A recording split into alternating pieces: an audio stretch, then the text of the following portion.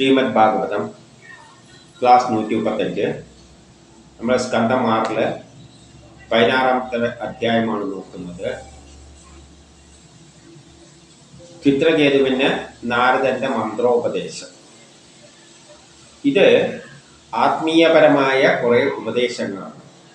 അതായത് പ്രപഞ്ച സൃഷ്ടിയുടെ രഹസ്യം, പ്രപഞ്ച സൃഷ്ടിക്ക് പിന്നിലൊരു സയൻസ് ഉണ്ട്, നമ്മൾ ഇതുവരെ കണ്ടെത്താത്ത. എന്തിനാണ് ഈ പ്രപഞ്ചം സൃഷ്ടിച്ചിരിക്കുന്നത്, ഇതെല്ലാം എന്തുകൊണ്ടാണ് നമ്മളിങ്ങനെയെല്ലാം ജീവിക്കുന്നത്, നമ്മളെ ജനിപ്പിച്ചതിൻ്റെ പിന്നിലുള്ള കാര്യം എന്താണ്, ഇങ്ങനെയുള്ള കുറേ കാര്യങ്ങൾ, സൃഷ്ടി രഹസ്യം, എന്തിനു വേണ്ടി ഈ പ്രപഞ്ചം സൃഷ്ടിച്ചു, അതിൻ്റെ പിന്നിൽ ആരാണ് കളിക്കുന്നത് എന്നുള്ള ആ മായയെ പറ്റിയുള്ള ഒരു വിസ്താരമാണ് ഇവിടെ പറയുന്നത്. കാരണം അതിലൂടെയാണ് പ്രപഞ്ചം സൃഷ്ടിച്ചിരിക്കുന്നത്. അപ്പോൾ പ്രപഞ്ച സൃഷ്ടിക്ക് പിന്നിൽ എന്തിനു വേണ്ടി ഇത് സൃഷ്ടിച്ചതെന്ന് എല്ലാവരും ചോദിക്കുന്നില്ലേ, അതിനുള്ള ഉത്തരമാണ് ഇവിടെ വ്യക്തമാക്കുന്നത്. നോക്കാം. ശ്രീ സുഗൻ പകരുകയാണ്. ശ്രീ നാരദൻ അന്തരിച്ചു പോയ രാജാവിൻ്റെ പുത്രനോടാണ് നാരദൻ പറയുന്നത്. എൻ്റെ പുത്രനെ കൊണ്ട്, മരിച്ച പുത്രനെ കൊണ്ട് പറയിപ്പിക്കുകയാണ്, അനുശോചിച്ചുകൊണ്ട്, ആ പുത്രൻ മരിച്ചതിനെ അനുശോചിച്ചുകൊണ്ട് ഇങ്ങനെ പറഞ്ഞു പോയി. ഇങ്ങനെ പറഞ്ഞു എന്ന് പറഞ്ഞിട്ട് 2 പറയുകയാണ്, ജീവാത്മാവെ, ഇവർ കേൾക്കത്തക്കവണ്ണയാണ്, ഈ കുടുംബക്കാരെല്ലാം കേൾക്കത്തക്കവണ്ണാണ് പറയുന്നത്. കാരണം ആ മരിച്ച കുട്ടിയോട് കൊണ്ട് തന്നെ പറയിക്കുന്ന മാതിരിയല്ല, നാരദൻ പറയുന്ന മാതിരിയല്ല. നാരദൻ പറഞ്ഞാണെങ്കിൽ വിശ്വസിക്കില്ല, കുട്ടി തന്നെ പറഞ്ഞാൽ, മരിച്ച കുട്ടി തന്നെ പറഞ്ഞാലോ. ഇപ്പം ജീവാത്മാവേ, നിനക്ക് ജന്മം നൽകിയ അച്ഛനമ്മമാർക്ക് നീ മൂലം വരുത്തി വെക്കപ്പെട്ട ദുഃഖത്താൽ, ഇപ്പം നീ അവർക്ക് അച്ഛനമ്മമാർക്ക് കുറേ ദുഃഖം ഉണ്ടാക്കിയിട്ട് നീ മരിച്ചു പോയോട്ട്. നീ മരിച്ചിപ്പം പോയല്ലോ, നിന്റെ അച്ഛനമ്മമാർക്ക് വലിയ ദുഃഖം ഉണ്ടാക്കിയിട്ടുണ്ട്. പിന്നെ നിന്റെ ചങ്ങാതിമാരും ഉറ്റവരും വളരെ സങ്കടപ്പെട്ടിരിക്കുകയാണ്. നീ മരിച്ചോളൂ. കുട്ടിയോട് പറയാണ്, നീ ഇങ്ങനെ മരിച്ചു പോയ എന്തിനാണ്, എൻ്റെ അച്ഛനമ്മമാർ കുറേ സങ്കടപ്പെടുകയാണ്. അതുപോലെ ചങ്ങാതിമാരും ഉറ്റവരും എല്ലാം അങ്ങനെ സങ്കടപ്പെട്ടിരിക്കുകയാണ്. ഇനി 3 അതുകൊണ്ട് തൻ്റേതായ ശരീരത്തിൽ പ്രവേശിച്ചു. നീ മരിച്ചല്ല, ആ ശരീരത്തിൽ തന്നെ ഒന്ന് പ്രവേശിക്കും. എന്നിട്ട് ശേഷിച്ച കാലമത്രയും മിത്രങ്ങളോടുകൂടി പിതാവിനാൽ നൽകപ്പെട്ട ലോകസുഖങ്ങളെ അനുഭവിക്കും. അതുകൊണ്ട് മിത്രങ്ങളോടെല്ലാം ഒത്തിട്ട് പിതാവ് കുറേ രാജാവെന്ന നിലയിൽ കുറേയെല്ലാം ലോകസുഖങ്ങളെല്ലാം എടുത്താൽ അനുഭവിച്ചിട്ട് നീ അങ്ങ് ജീവിക്കുക. എന്തിനാണ് ഇങ്ങനെ ചത്തുപോയെന്ന് ചോദിക്കുക. എന്നിട്ട് രാജസിംഹാസനത്തെ സ്വീകരിക്കും എന്നാണ് പറയുന്നത്. അപ്പം 4 ജീവാത്മാവ് പറയാണ്. അപ്പം മരിച്ച കുട്ടിയുടെ ആത്മാവാണ് പറയുന്നത്. ആ കുട്ടിയുടെ ആത്മാവോടാണ് പറഞ്ഞത്. ആത്മാവിനെ വിളിച്ചിരുത്തിയിട്ട് പറയുന്ന വഴി പറയുകയാണ്, നീ എന്തിനെങ്ങനെ പോയാൽ അച്ഛനമ്മമാർക്ക് ദുഃഖിക്കുക, നീ ആടെ തന്നെ വന്നിരുന്നിട്ട് രാജാവെല്ലാം സൗകര്യം ഉണ്ടാക്കി തന്നിട്ട് സുഖമായിട്ട് ജീവിക്ക്, സിംഹാസനയിലൂടെ കിടക്കാമെന്ന് ചോദിച്ചപ്പോൾ ജീവാത്മാവ് പറയുകയാണ്, ദേവകൾ, പക്ഷികൾ, മനുഷ്യർ, മൃഗങ്ങൾ എന്നിങ്ങനെ നാനാ യോഗങ്ങളിൽ വാസനയാൽ ചുറ്റപ്പെട്ടുകൊണ്ടിരിക്കുന്ന ഏത് പിറവിയിലാണ് ഇവർ എനിക്ക് പിതാക്കളും മാതാക്കളും എല്ലാമായി ഭാവിച്ചിരിക്കുന്നത്. അപ്പം ആ മരിച്ച പുത്രന്റെ ആത്മാവ് പറയാണ്, നിങ്ങൾ ഏത് അച്ഛനമ്മേൻ്റെ കാര്യമാണ് പറയുന്നത്? ഞാൻ ഇതിനു മുമ്പിൽ കുറേ ജനനം ജനിച്ചിട്ടുണ്ട്, പലവരുടെ ജോലിയിൽ, പക്ഷിയായിട്ടും മൃഗങ്ങളായിട്ടും എല്ലാം കുറേ ജനനം ഇതിനു മുമ്പിൽ ഞാൻ ജനിച്ചിട്ടുണ്ട്. അതിൽ ഏത് അച്ഛനമ്മമാരുടെ കാര്യമാണ് നിങ്ങൾ ഈ പറയുന്നതെന്നാണ് നാരദനോട് ചോദിക്കുന്നത്. അപ്പോൾ ഈ കുട്ടി, നിന്റെ അച്ഛനമ്മമാരെന്ന് പറഞ്ഞാൽ എൻ്റെ ഏത് അച്ഛനമ്മമാര്? ഞാൻ ഇതിനു മുമ്പിൽ എത്രയോ ജന്മം ജനിച്ചിട്ടുണ്ട്. അത് പട്ടിയായിട്ടും പൂച്ചകളായിട്ടും ദേവതകളായിട്ടും മനുഷ്യരായിട്ടും എല്ലാം ജനിച്ചിട്ടുണ്ട്. അവിടെ എല്ലാം എനിക്ക് അച്ഛനമ്മമാരുണ്ട്. ഇത് ഏത് അച്ഛനമ്മമാരുടെ കാര്യമാണ് ചോദിക്കുന്നതെന്നാണ് നാരദനോട് ചോദിക്കുന്നത്. അപ്പം കുട്ടിക്ക് പോലും എത്രയോ അച്ഛനമ്മമാരുണ്ടായിട്ടുണ്ട് കഴിഞ്ഞ ജന്മങ്ങൾ. ഇതിലും അങ്ങനെ തന്നെ. പിന്നെ 5 പറയാണ്, മിത്രങ്ങൾ, ശത്രുക്കൾ, കുടുംബക്കാർ, ഇടത്തരക്കാർ, സഹായികൾ, ഒന്നിലും പെടാത്തവർ, ദ്രോഹിച്ചവർ എന്നിങ്ങനെ എല്ലാ തരക്കാരും പുറപ്രകാരം തമ്മിൽ ഉണ്ടായതായി വരാം. അങ്ങനെ ഞാൻ മരിച്ചപ്പോൾ തന്നെ അല്ല, ഇതിനു മുമ്പിൽ എൻ്റെ അച്ഛനമ്മയായിട്ടുള്ളവർ ചിലപ്പോൾ ഇയാളുടെ ശത്രുവായിരിക്കാം. അപ്പോഴേ ഇതിനു മുമ്പിൽ രാജാവിനൊരു ശത്രു ഉണ്ടായിരിക്കുമല്ലോ. ചിലപ്പോൾ ഞാൻ ഇതിനു മുമ്പിൽ അയാളിലാണ് ജനിച്ചിട്ടുണ്ടാവും, അയാളുടെ മകനായിട്ട് ഇതിനു മുമ്പിൽ ജനിച്ചിട്ടുണ്ട്, എന്നിട്ട് മരിച്ചിട്ടുണ്ടാവും. ഇയാളുടെ ശത്രുവാകാം, മിത്രമാകാം, വേറെ ജാതിക്കാരൊക്കെ, ഏത് മതക്കാർ. ഉദാഹരണമായിട്ട് ഞാനിപ്പോൾ ഇവിടെ ഇരുന്നിട്ട് ഒരു മതത്തിൽ വിശ്വസിച്ചിട്ട് മറ്റു മതക്കാരെ തെറി പറയും. ഇത് ഞാൻ മരിച്ചു കഴിഞ്ഞാൽ ഈ തെറി പറയുന്ന ആളെ വീട്ടിൽ പോയിട്ടായിരിക്കും ഞാൻ നാളെ ജനിക്കാൻ പോകുന്നത്. എന്നിട്ട് അവിടെ ഇരുന്നു കൊണ്ട് പിന്നെ ഇങ്ങോട്ടേക്ക് തെറി പറയും. അപ്പം അങ്ങനെ മതങ്ങളാകാൻ, ജാതികളാകാൻ, ശത്രുക്കളാകാൻ, മിത്രങ്ങളാകാൻ. ഞാൻ ഇന്ന് അടുത്ത വീട്ടുകാരനെ തെറി പറയുകയാണെങ്കിൽ മരിച്ചു കഴിഞ്ഞാൽ ചിലപ്പോൾ അവൻ്റെ കുട്ടിയായിട്ട് ജനിച്ചിട്ട് ഇപ്പുറത്തേക്ക് തെറി പറയും. അപ്പം ഇതിൽ ഏതാണ് മുറപ്രകാരം തമ്മിൽ ഇങ്ങനെ പലതും ഉണ്ടായിട്ടുണ്ട്. ഏത് അച്ഛനമ്മമാരുടെ കാര്യമാണ് പറയുന്നത്?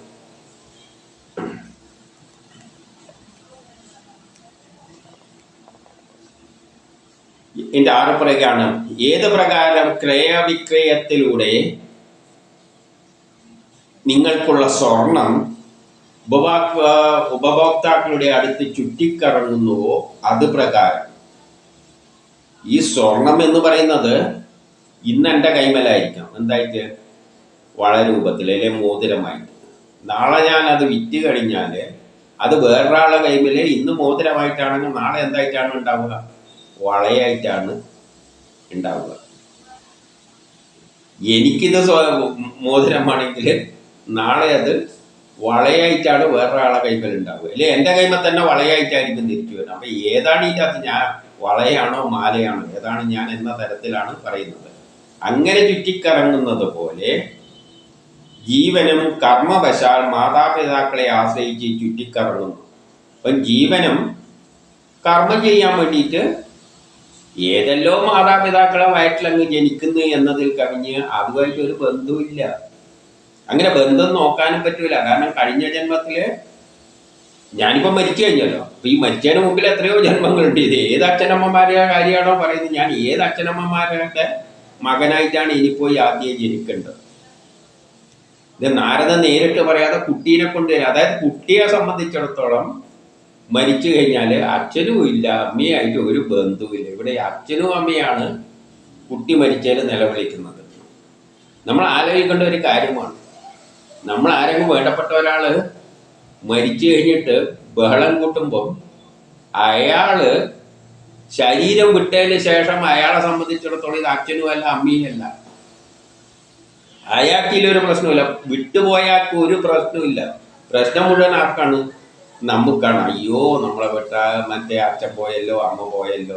പക്ഷെ ഈ മരിച്ചവർക്ക് മരിച്ചു കഴിയുമ്പോൾ ഇങ്ങനെ ഒരു മോനെപ്പറ്റി ചിന്തയേയില്ല. കാരണം അങ്ങനെ എത്രയോ കാരണം അയാൾ അതുമായിട്ട് ബന്ധം വിട്ടു. ഈ ശരീരം ഉപേക്ഷിച്ചതോടുകൂടി നമ്മളെന്താ വിചാരിക്കുന്നത്? അയ്യോ അച്ഛന് ആകെ കഷ്ടമായിരിക്കുമല്ലോ, ആ സങ്കടപ്പെട്ട് കരിയായിരിക്കും, ഇങ്ങനെയല്ലായിരിക്കും നമുക്കുള്ള ധാരണ. ഒരു ചുക്കുമില്ല, അവർക്ക് ഒരു താല്പര്യമില്ല മരിച്ചു കഴിഞ്ഞാൽ. നമ്മൾ വെറുതെ ഇവിടെ കിടന്നിട്ട് എന്തെല്ലോ ധരിക്കുന്നതാണ്.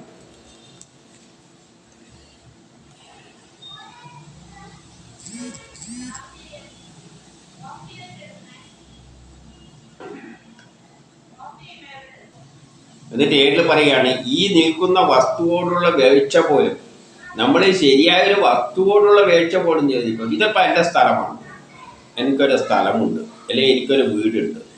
ഈ വീടോടുള്ള വീഴ്ച പോലും, വീട് എന്ന് വേണ്ട പെണ്ണിക്ക് ഭാര്യയായിട്ടും എടുക്കാം, ആ വീഴ്ച പോലും അധികം നിലനിൽക്കാറില്ല. കാരണം യാതൊന്നിനോടുള്ള വീഴ്ച എത്ര കാലമോ അത്ര മാത്രമേ അത് തൻ്റേതാണെന്ന് തോന്നലുണ്ടാവുകയുള്ളൂ. ആ സ്ഥലം എത്ര കാലം എൻ്റെ കൈമിൽ നിൽക്കുന്നു അതുവരെയേ ആ സ്ഥലത്തോട് എനിക്ക് താല്പര്യമുള്ളൂ. ആ തരനാളെ വിട്ടു കഴിഞ്ഞാലോ അത് കാണുമ്പോൾ നമുക്ക് ദേഷ്യം വരും, അസൂയ വരും വാങ്ങിയവനോടല്ല. അപ്പൊ ഒരു വസ്തു പോലും എൻ്റെ കൈമിൽ നിൽക്കുമ്പോൾ മാത്രമേ താല്പര്യമുള്ളൂ. ഇപ്പം ഭാര്യ തന്നെയാണെങ്കിൽ ഭാര്യ കല്യാണം കഴിച്ചിട്ട് ചില കാര്യങ്ങളെല്ലാം കണ്ടിട്ടില്ലേ, വേറെ പല ഒളിച്ചോടുന്ന. ഒന്ന് ആലോചിച്ച് നോക്കിയാൽ എന്താണ് തൻ്റേതെന്ന് പറയുന്നതിൽ അർത്ഥമുള്ള ഒരർത്ഥവും ഇല്ല.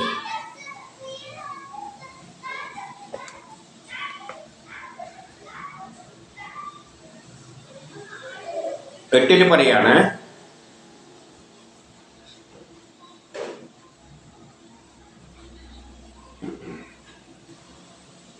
ഇനി 8 പറയാണ്, ഇതേപോലെ ജീവൻ മാതാപിതാക്കളോട് ചേർന്ന് ഭൗതിക ശരീരത്തെ പ്രാപിച്ചാലും, ഒരു ജീവൻ മാതാവിൻ്റെയും പിതാവിൻ്റെയും ജനിതക ഘടനയിലൂടെ കയറി വന്നിട്ട് മകനായിട്ട് വന്നാലും ആ ആത്മാവിന് മാതാപിതാക്കളുമായിട്ട് ഒരു ബന്ധവുമില്ല. എന്തെങ്കിലും കാണിക്കുന്നുണ്ടെങ്കിൽ ഒരു പുത്രനെന്ന ഭാവമൊന്നും ഇല്ലാത്തതാണ്. അത് ആ പുത്രഭാവമൊന്നും ശാശ്വതമല്ല. കാരണം ആ ശരീരത്തിൽ എത്ര കാലമാണോ അത്ര കാലം മാത്രമേ ജീവന് അതിൽ മമതാഭിമാനമുള്ളൂ. ആ ജീവൻ ആ ശരീരത്തിൽ നിൽക്കുന്ന കാലം വരെ മാത്രമേ അതിന് മാതാവ് പിതാവ് എന്നൊരു ബന്ധമുള്ളൂ. നേരത്തെ പറഞ്ഞ കാര്യം തന്നെയാണ്. ഒരു അച്ഛൻ്റെയും അമ്മേൻ്റെയും ജനിതഘടനയിൽ ഒരു ജീവൻ കയറി വരുമ്പോൾ ആ ഒരു മമതാ ബന്ധം യഥാർത്ഥത്തിൽ അത് ശാശ്വതമല്ല. അത് ആ ശരീരത്തിൽ നിൽക്കുന്നത് വരെയുള്ളൂ. ആ ശരീരം വിട്ടു കഴിഞ്ഞാൽ അതിന് ഈ മാതാപിതാവുമായിട്ട് ഒരു ബന്ധവുമില്ല. അതുകൊണ്ട് അവൻ പോയി. അവനോട് ചോദിച്ചു കഴിഞ്ഞാൽ ചോദിക്കും ഏതച്ഛൻ ഏതമ്മ എന്ന് ചോദിക്കും. പിന്നെ നിങ്ങളെന്തിനാണ് ഇതിൻ്റെ മിഥ്യയായിട്ട് അവനെപ്പറ്റി ചിന്തിക്കുന്നത്?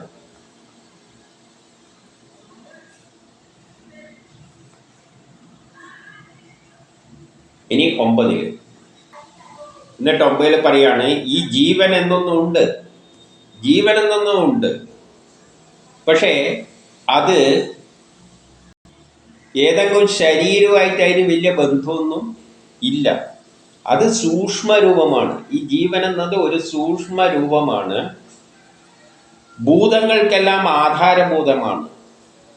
എല്ലാ ഈ പ്രപഞ്ചത്തിൽ എന്തെല്ലാം ഉണ്ടായിരിക്കുന്നുണ്ടോ അതിൻ്റെ എല്ലാം ആധാരമാണ് ആ ബ്രഹ്മം, നിർഗുണമായ ബ്രഹ്മം.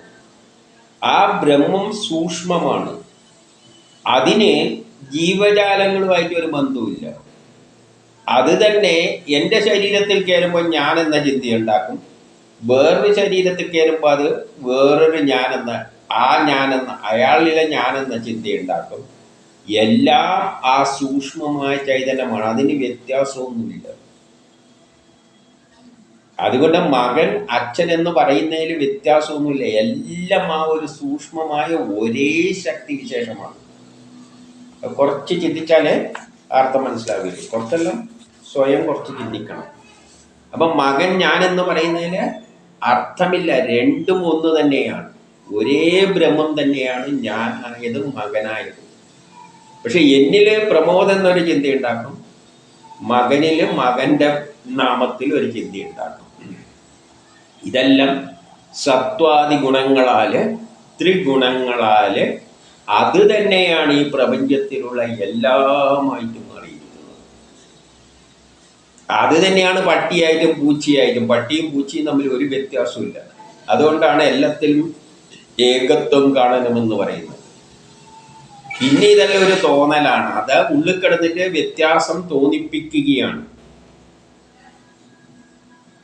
അതുകൊണ്ട് 10 പറയാണ്, ഈ ജീവാത്മാവിന്, അങ്ങനെ പറയുന്ന ആ ജീവാത്മാവിന് ഒരുവനും പ്രിയനായിട്ടുമില്ല, പ്രിയനല്ലാതെയുമില്ല. ആരോട് അതിന് പ്രിയവുമില്ല, പ്രിയമില്ല, എതിർപ്പുമില്ല. ആ നമ്മളായി മാറുന്ന ആ ശക്തി വിശേഷത്തിന് ആരോടും ഒരു എതിർപ്പുമില്ല, ആരോടും ഇഷ്ടവുമില്ല.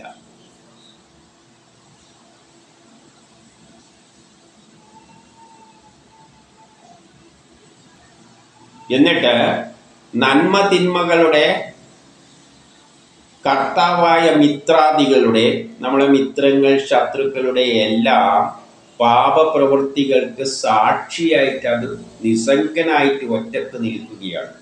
ആ ശരിയായ ശക്തി, ഞാൻ എന്ന ചിന്ത ഉണ്ടാക്കുന്നതിന് പിന്നുള്ള ശക്തി, എൻ്റെ മോനെന്ന ചിന്ത ഉണ്ടാക്കുന്ന ശക്തി, എൻ്റെ ശത്രുവിനെ ഞാനെന്ന് ഉണ്ടാക്കുന്ന ശക്തി, എല്ലാം ഒരേ ശക്തിയാണ്.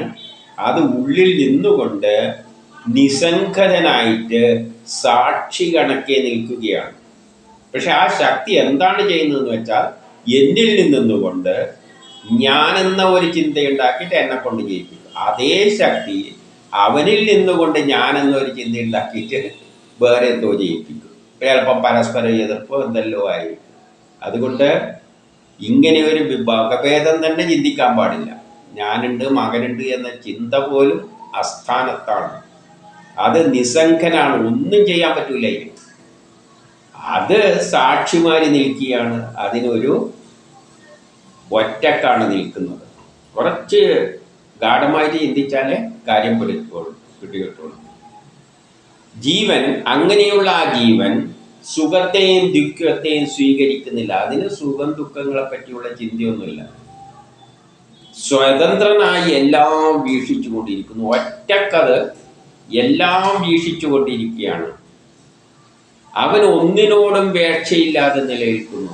ആ എന്നിലുള്ള ആ പരമാത്മാവ് ഒന്നോടും ബന്ധമില്ലാതെയാണ് നിൽക്കുന്നത്. ആരുടെ കാര്യത്തിനും തലയിടില്ല. പക്ഷെ ഒരു കാര്യം ചെയ്യുന്നുണ്ട്, അവൻ എന്നിൽ ഞാനെന്ന ഒരു ചിന്തയുണ്ട്. അതാണ് ജീവാത്മാവായിട്ട് വരുന്നത്. ഞാനെന്ന ചിന്ത ഉണ്ടാക്കിയിട്ട് അതേ ശക്തി അതിൻ്റെ അകത്ത് ഇരുന്നു കൊണ്ട് അവനിൽ ശത്രുവിൻ്റെ ഉള്ളിലും ഞാനെന്നൊരു ചിന്ത ഉണ്ടാക്കും, ഒരു വിദ്വേഷം ഉണ്ടാക്കും, തമ്മിത്തല്ലിക്കും. ഇങ്ങനെയാണ് ഈ സൃഷ്ടിക്രമം, പ്രപഞ്ചത്തിലെ സൃഷ്ടിക്രമം ഉണ്ടാക്കിയിരിക്കുന്നത്. എൻ്റെ ശുഗൻ പറയുകയാണ്, ഇപ്രകാരം പറഞ്ഞ് ജീവൻ മറഞ്ഞു. അതായത് മകന്റെ ജീവാത്മാവ് ഇത്രയും പറഞ്ഞിട്ട് പോയി, എനിക്കിതുമായിട്ട് ഒരു ബന്ധമില്ല, നിങ്ങൾ അവിടെ കിടന്നിട്ട് ദുഃഖിക്കുകയോ എന്തോ ചെയ്യും, എനിക്കിതുമായിട്ട് ഒരു ബന്ധമില്ല എന്നും പറഞ്ഞ് പോയപ്പോൾ അവിടെ കൂടി നിന്നവരെല്ലാം ഭയങ്കര വിസ്മയം ഉണ്ടായി. എന്നിട്ട് സ്വദേഹത്തോടുള്ള സ്നേഹമാകുന്ന ചങ്ങലയും മുറിച്ച് ദുഃഖത്തെ ഉപേക്ഷിച്ചു. പിന്നെ ഈ ബന്ധങ്ങളൊന്നും ചിന്തനയില്ല, എല്ലാം മുറിച്ച് കളഞ്ഞു. കേട്ട് നിന്നവർ ആരുമായിട്ട് ഒരു ബന്ധവുമില്ല. എന്ത് ബന്ധം? അതോടുകൂടി ദുഃഖവും ഇല്ലാതെയായി. എന്നിട്ട് 13 പറയാണ്, ഉറ്റവരെല്ലാം കൂടിയിട്ട് മൃതദേഹങ്ങളെ സംസ്കരിച്ച് അമരിച്ച ശേഷക്രിയകൾ ചെയ്ത ശേഷം ദുഃഖം, ആലസ്യം, ഭീതി, പീഡ, ദുഃഖം എന്നിവയെ പ്രദാനം ചെയ്യുന്ന മമതാബന്ധത്തെ ഉപേക്ഷിച്ചു. അവർ പിന്നെ ആ ശരീരമെല്ലാം എടുത്ത് അങ്ങ് ദഹിപ്പിച്ചു, വേണ്ട ക്രിയയെല്ലാം ചെയ്തിട്ട് ആ ബന്ധങ്ങളെല്ലാം, മനസ്സിലുള്ള ബന്ധങ്ങൾ, ഞാൻ, എൻ്റെ മോൻ, ഈ ചിന്തയെല്ലാം അങ്ങ് ഉപേക്ഷിച്ചു.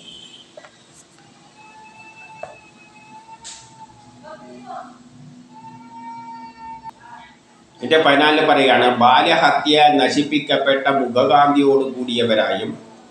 അപ്പോൾ ഈ കുട്ടി മരിച്ചപ്പോൾ ബാക്കിയുള്ള ഇങ്ങേരുടെ ഭാര്യമാരാണല്ലോ എല്ലാം കൂടിയിട്ട് ഇതിന് വിഷം കൊടുത്തത്.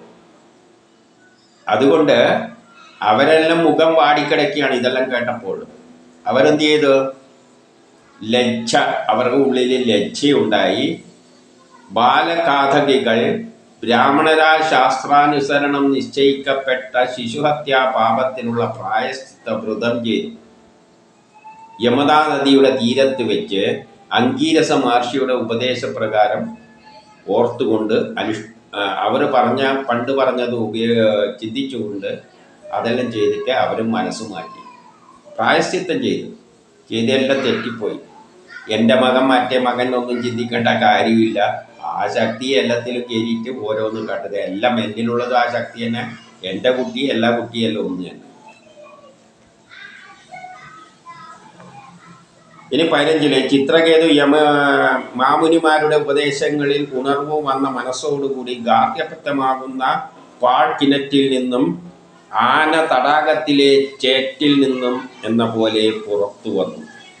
ആന തടാകത്തിലെ ചളിയിൽ നിന്ന് പുറത്തു പോകുന്നത് പോലെ ചിത്രകേതു എന്ത് കുടുംബജീവിതമാകുന്ന ആ ഇതിൽ നിന്നും മുറിച്ചു കടന്നു. അപ്പം ഭാരതീയ സനാതന ധർമ്മം പറയുന്നതെന്ന് വെച്ചാൽ കുടുംബമെല്ലാം ഉപേക്ഷിച്ചിട്ട് ബ്രഹ്മത്തിൽ പോവുകയാണ് ശരിയായതാണ്. ആത്മീയത എന്ന് പറഞ്ഞാൽ അതാണ്. അല്ലെങ്കിൽ അവരവരുടെ ജോലിയും കർമ്മവും ചെയ്ത് നിസ്വാർത്ഥ കർമ്മം ചെയ്തിട്ട് ജീവിച്ചു പോയിക്കൊള്ളുക.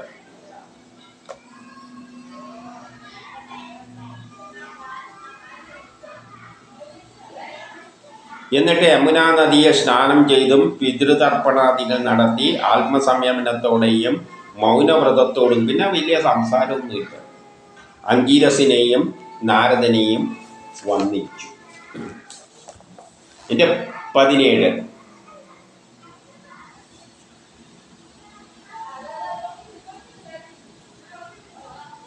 അനന്തരം ശുദ്ധ അന്ധകരണത്തോടു കൂടിയവനായ, അവൻ്റെ മനസ്സെല്ലാം തെളിഞ്ഞ്, ചിത്രകേതുവിൻ്റെ കൂടിയവനായ അദ്ദേഹത്തിന് നാരദ മഹർഷി ആ മന്ത്രവിദ്യ ചൊല്ലിക്കൊടുത്തു. പിന്നെ ഒരു മന്ത്രം ഉപദേശിച്ചു കൊടുത്തു ചൊല്ലാൻ വേണ്ടിയിട്ട്.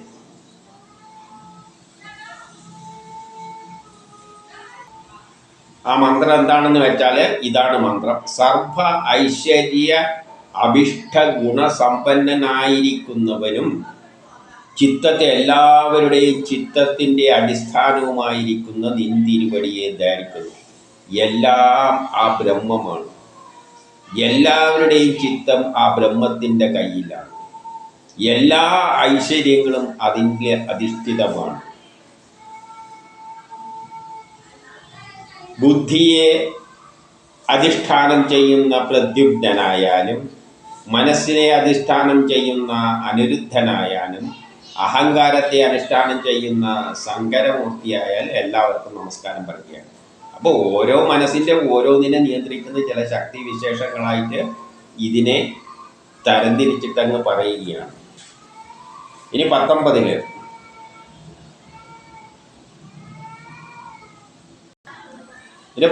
പറയുന്ന അഖണ്ഡ വിജ്ഞാനമയനായ ഈ പ്രപഞ്ചത്തിൻ്റെ മുഴുവൻ ജ്ഞാനം അതാരിലാണ്? ആ ശക്തിയിലാണ്.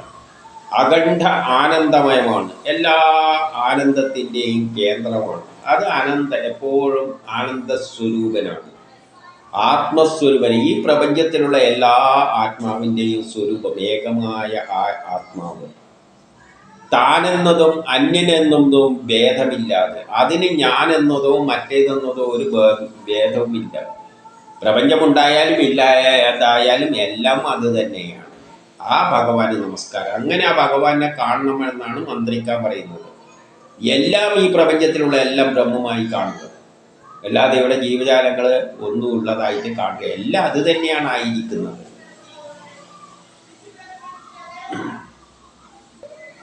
മായകൾക്കെല്ലാം, ഇവിടെ മായാലാണ് ഈ പ്രപഞ്ചം സൃഷ്ടിച്ചിരിക്കുന്നത്. ആ മായകളിൽ നിന്നെല്ലാം അതീതനാണ് അത് മായയായിട്ട് അതിന് ഒരു ബന്ധവും അതിനില്ല. ആത്മാനന്ദ സ്വരൂപം, എപ്പോഴും ഒരു ആത്മാനന്ദ സ്വരൂപമായ ആ ഭഗവാന് നമസ്കാരം. ഇന്ദ്രിയങ്ങളുടെ എല്ലാം, നമ്മുടെ എല്ലാ ഇന്ദ്രിയങ്ങളുടെ നിയന്താവും അതിനെല്ലാം നിയന്ത്രിക്കുന്ന ആ ശക്തി വിശേഷമാണ്. വിരാട് രൂപമായാലോ വിശ്വസ്വരൂപനായാലോ, വിശ്വത്തിൻ്റെ രൂപത്തിൽ വന്നതോ വിരാട് രൂപമായി വന്നതോ എല്ലാം ആ ഭഗവാനാണ്. ആ ഭഗവാന് നമസ്കാരം. ഇനി 21 മനസ്സിനാലും വാക്കിനാലും പ്രാപിക്കാനാകാത്ത, നാമരൂപങ്ങളില്ലാത്ത, കാര്യകാര്യങ്ങളുടെ മൂല്യകാരണമായ ഏകനായി വാടുന്ന നിന്തിരുവടിക്ക് നമസ്കാരം.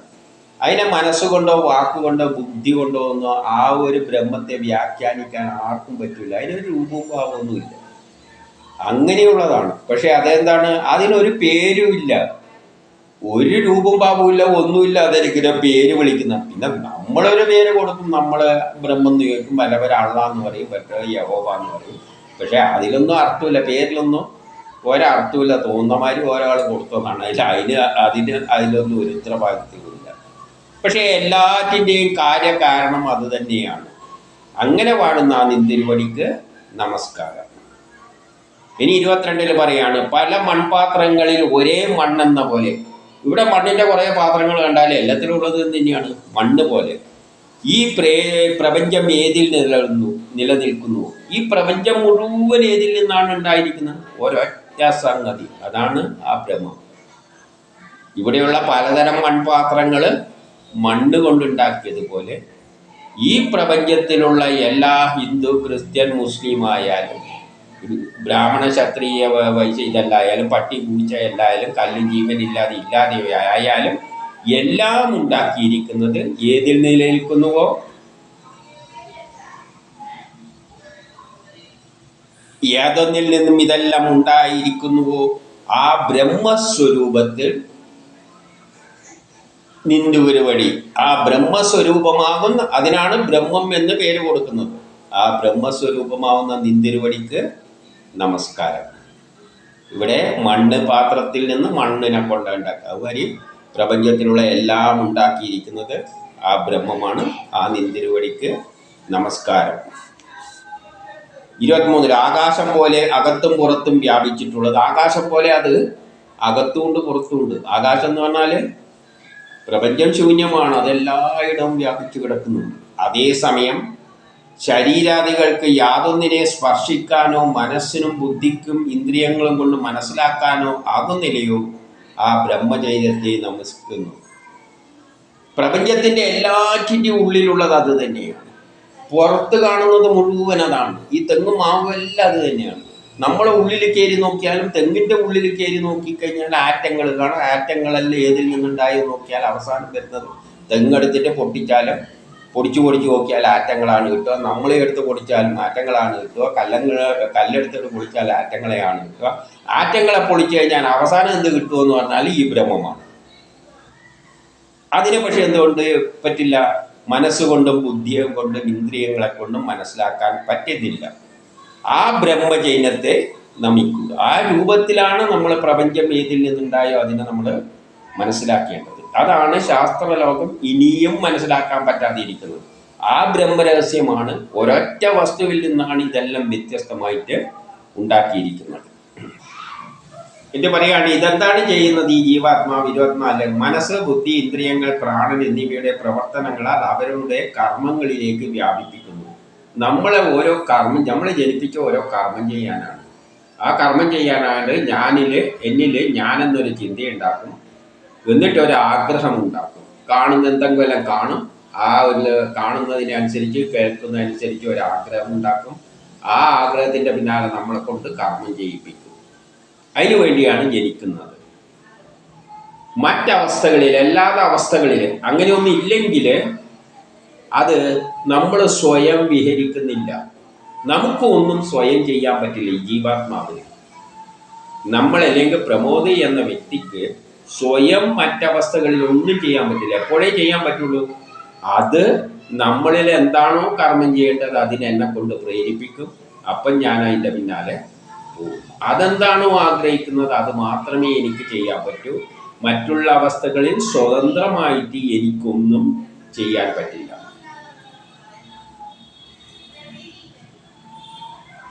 അതിന് കാരണമായ ബ്രഹ്മസ്വരൂപം, ആ ബ്രഹ്മസ്വരൂപമാണ് ഉള്ളിൽ നിന്ന് നമ്മളെ കൊണ്ട് ഇത് ചെയ്യിക്കുന്നത്. അത് ജാഗ്രതാവസ്ഥയിൽ നമ്മൾ ഉണർന്നിരിക്കുന്ന അവസരത്തിൽ ആ ശക്തിക്ക് ജീവൻ, നമ്മളെന്താണ് ചെയ്യുന്നതെന്ന് നല്ലവണ്ണം അറിയാം. ആ ശക്തിക്ക് നമ്മളെ ഉള്ളിൽ കൊണ്ട് ചെയ്യിപ്പിക്കുന്ന പരമാത്മാവ് അല്ലെ സാക്ഷിയായ ശക്തിക്ക് നമ്മളെന്താണ് ചെയ്യുന്നതെന്ന് നല്ലവണ്ണം അറിയാം. കാരണം ഓൾറെഡി തീരുമാനിച്ചു വെച്ചതാണ്. എന്നിട്ടാണ് നമ്മളെ ജനിപ്പിക്കുന്നത്. പക്ഷേ ജീവന്, നമുക്ക് അതിനെ അറിയില്ല. ആ പരമാത്മാവിനെ അറിയാൻ പറ്റില്ല.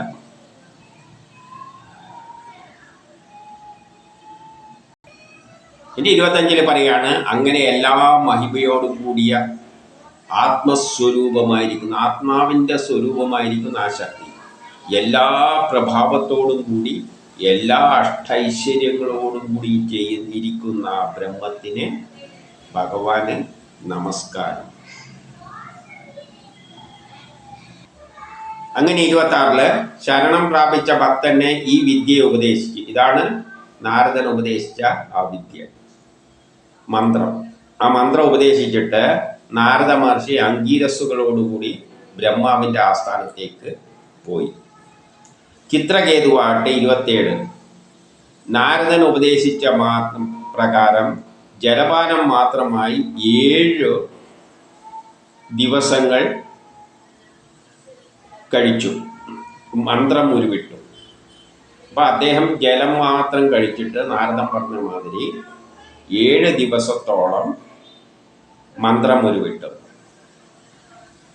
അങ്ങനെ 28 7-ാം നാൾ കഴിഞ്ഞപ്പോൾ അദ്ദേഹം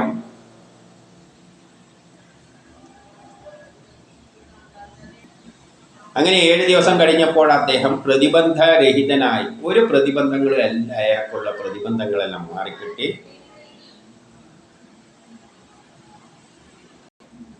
വിദ്യാധരാദി പദവി സ്ഥാനം ലഭിച്ചു. വിദ്യയുടെ അധിപതിയായ സ്ഥാനം ലഭിച്ചു എന്ന നിലയിൽ, എല്ലാ ജ്ഞാനവും നേടി എന്ന നിലയിൽ കണ്ടാൽ മതി. പിന്നെ 29 തുടർന്ന് ഏതാനും ദിവസത്തിനുള്ളിൽ സംഘർഷണന്റെ പാദസന്നിധാനത്തിലേക്ക് ഗമിച്ചു. സംഘർഷണമൂർത്തിയുടെ ആ ഭഗവാന്റെ പാദങ്ങളെ പിന്തുടർന്നുകൊണ്ട് അദ്ദേഹം പോയി. ഇനി 30 അങ്ങനെ താമരത്തണ്ട് പോലെ വെളുത്ത നിറമുള്ള നീലവസ്ത്രം ധരിച്ച് കിരീടമെല്ലാം വെച്ച് തോൾവളകളെല്ലാം അണിഞ്ഞ് സിദ്ധന്മാരുടെ എല്ലാം കൂട്ടെ അദ്ദേഹം എന്ത് ചെയ്തു? ആ പ്രഭുവിനെ ദർശിച്ചു. ഏത്? സംഘർഷണമൂർത്തിയെ ദർശിച്ചു. അതെല്ലാം കുറച്ച് വിസ്തരിച്ച് പറയുന്നുണ്ട്. ആ 31 പറയാണ്, ആ ദർശനത്തിലൂടെ എന്തു പറ്റി? അദ്ദേഹത്തിൻ്റെ എല്ലാ പാപങ്ങളും അകന്നവനായി ഭവിച്ചിട്ട് പ്രേമത്താൽ നിറഞ്ഞ കണ്ണുകളോടെ ഭക്തിയോടെ ആ ശങ്കരനല്ല, ആ മൂർത്തിയെ ശരണം പ്രാപിച്ചിട്ട് വീണ് വണങ്ങി. അദ്ദേഹത്തെ വണങ്ങിക്കൊണ്ട് ഇനി 32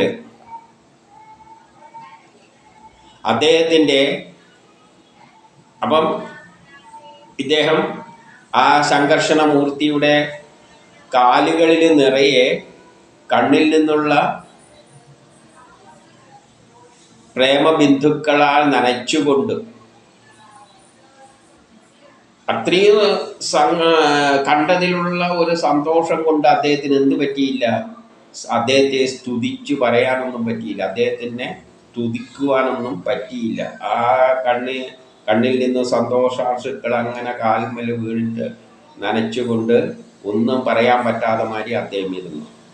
പിന്നെ അദ്ദേഹം എന്ത് ചെയ്തു? ബുദ്ധി കൊണ്ട് മനസ്സിനെ അടക്കി നിർത്തിയതിൻ്റെ ശേഷം വീണ് കിട്ടിയ ഭാഷണ ശക്തി ഉപയോഗിച്ചുകൊണ്ട്, പ്രഭാഷണ ശക്തി അല്ലെങ്കിൽ സംസാരിക്കാനുള്ള കഴിവ് നേടിക്കൊണ്ട്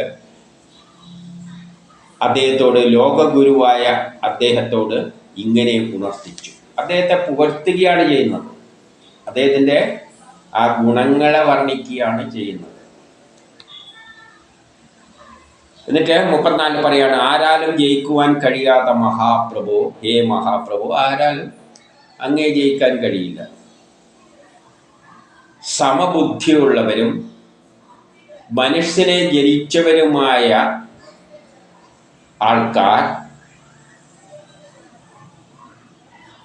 ആൾക്കാരെ അങ്ങയാൽ ജയിക്കുകയും ചെയ്യുന്നു, അങ്ങ് അവരെയും വിജയിപ്പിക്കുന്നു. അപ്പം അങ്ങേ ആർക്കും ജയിക്കാൻ കഴിയില്ല, അതൊരു സത്യം തന്നെയാണ്. പക്ഷേ സമബുദ്ധി, ലോകത്തിലുള്ള കാണുന്ന എല്ലാത്തിനെയും ഒന്നായി കാണുക. ബ്രാഹ്മണനായാലും ക്ഷത്രിയനായാലും ഹിന്ദു ആയാലും മുസ്ലിം എല്ലാം ആയാലും ഒന്നായി കാണുക, ബ്രഹ്മമായിട്ട് കാണുക. അങ്ങനെ മനസ്സിനെ ജയിച്ചവരെയെല്ലാം അങ്ങ് കീഴടക്കുന്നു, അതിലൂടെ അങ്ങ് അവരെയും വിജയിപ്പിക്കുന്നു.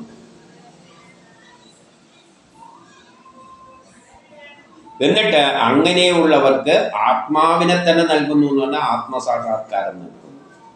അവർ ആ ബ്രഹ്മത്തിൽ പോയി ലയിക്കും. അങ്ങനെയുള്ളവർ 35 എന്നിട്ട് പറയാണ്, ഈ ലോകത്തിൽ സൃഷ്ടിസ്ഥിതി സംഹാരങ്ങൾ അങ്ങയുടെ ലീലകൾ തന്നെ. ഇവിടെ സൃഷ്ടിക്കുന്നതും സംരക്ഷിക്കുന്നതും നശിപ്പിക്കുന്നതും എല്ലാം അങ്ങയുടെ ഒരു തമാശയാണ്, മായയിലൂടെയുള്ള ഒരു തമാശയാണ്. അതിനാൽ അങ്ങയുടെ അംശത്തിൻ്റെ അംശമായ ജീവജാലങ്ങൾ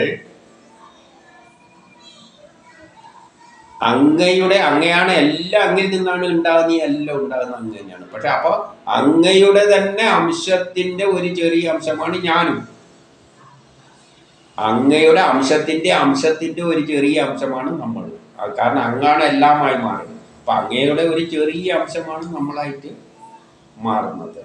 ആ നമുക്ക് എന്ത് ചെയ്യാണ്? നമ്മൾ വേറെയാണെന്നുള്ള ആ ബ്രഹ്മവുമായിട്ട് ഒരു ബന്ധവുമില്ല എന്ന വ്യാമോഹത്താൽ വെറുതെ മത്സരിക്കുകയാണ്. നമ്മൾ എന്ത് ചെയ്യാണ്? അതിൻ്റെ ഒരംശമാണ് ഞാനായത്, അതിൻ്റെ ഒരു അംശമാണ് ഹിന്ദു മുസ്ലിം ക്രിസ്ത്യാനിയും ബ്രാഹ്മണ ക്ഷത്രിയ പട്ടിപ്പൂച്ച എല്ലായിട്ട് മാറിയിരിക്കും. എന്നിട്ട് അവർ തമ്മിൽ ഞാൻ വലുത് മറ്റേ ചെറുത് എന്ന് പറഞ്ഞിട്ട് തർക്കിച്ച് നടക്കുകയാണ്. അപ്പൊ 36 പറയാണ് എല്ലാ സൂക്ഷ്മത്തിൻ്റെയും മൂലകാരണം, എല്ലാം സൂക്ഷ്മമായിട്ടിരിക്കുന്നതിൻ്റെ മൂലകാരണം, എല്ലാറ്റിൻ്റെയും സൂക്ഷ്മം എന്ന് പറഞ്ഞാൽ ആ ബ്രഹ്മത്തിൽ നിന്നാണ് എല്ലാം ഉണ്ടായത്. ഇനി സ്ഥൂലത്തിൻ്റെ ആ സൂക്ഷ്മത്തിൽ നിന്നാണ് ഈ സ്ഥൂലമായിട്ടുള്ള എല്ലാ പ്രപഞ്ചവും കണ്ട് അതിൻ്റെ ആദിയിലും മധ്യത്തിലും അന്ത്യത്തിലും വർത്തിക്കുന്നതും നിൻതിരുവടി തന്നെയാണ്. ആ നിൻതിരുവടിക്കാട്ടെ ഈ മൂന്നുമായിട്ട് ഒരു ബന്ധവും ഇല്ല. അതായത് ഈ പ്രപഞ്ചത്തിൽ എന്തെല്ലാം പണ്ടുണ്ടായോ ഇന്നുണ്ടാകുന്നോ നാളെ ഉണ്ടാകാൻ പോകുന്നു അതുമായിട്ട് ഇതിനൊരു ബന്ധവുമില്ല. പക്ഷെ അത് തന്നെയാണ് ഇതെല്ലാമായിട്ട് മാറിയിരിക്കുന്നത്. ഉണ്ടെന്ന് തോന്നുന്ന വസ്തുക്കളുടെ തുടക്കത്തിലും ഒടുക്കത്തിലും എന്തോ ഉണ്ടോ അത് തന്നെ ഈ വേളയിലുമുള്ളത്. ഈ പ്രപഞ്ചം ഉണ്ടാകുന്നതിനെക്കാട്ടി മുമ്പിൽ എന്താണുള്ളത്? ബ്രഹ്മമാണുള്ളത്. ഈ പ്രപഞ്ചം പ്രളയം കഴിഞ്ഞിട്ട് നശിച്ചാൽ എന്താണുള്ളത്? ബ്രഹ്മം തന്നെയാണ്. പിന്നെ അതിൻ്റെ അടക്കമുള്ള ഈ പ്രപഞ്ചമായി മാറുന്നത് എന്ത് തന്നെയാണ്? ബ്രഹ്മം തന്നെ ആണ്. 37 100 കൂടുതലായി ഇരിക്കുന്ന 7 പദാർത്ഥങ്ങളാൽ ആവരണ ചെയ്യപ്പെട്ട ബ്രഹ്മാണ്ടം, അതായത് 100 കണക്കിന് വസ്തുക്കൾ, 100 ആറ്റങ്ങൾ എന്ന് വെച്ചോ. ഈ 100 ആറ്റങ്ങളാണ് ഇരട്ടിയായിട്ട് തീർന്നിട്ട് 100 തരം ആറ്റം ഉണ്ടെന്ന് വിചാരിച്ചോളൂ. അത് ഇരട്ടിയായിട്ട് മാറിയിട്ട് ആദ്യം 10 ആറ്റം, രുദ്രന്മാർ 10, 11 എന്ന് പറഞ്ഞിട്ടുണ്ട്. ആ 10 പിന്നെ മൾട്ടിപ്ലൈ ചെയ്തിട്ടാണ് പലതരം ആറ്റങ്ങളായിട്ട് മാറിയിരിക്കുന്നത്. അത് 7 ഗ്രൂപ്പുകളിലൂടെയാണുള്ളത്, അല്ലെങ്കിൽ 7 ലോകമായിട്ട് മാറി. അങ്ങനെ ഒരു ബ്രഹ്മാണ്ടം ഉണ്ടായതിൽ അങ്ങനെയുള്ള എത്രയോ ബ്രഹ്മാണ്ടത്തിൻ്റെ അധിപനാണ് ആര്? ഈ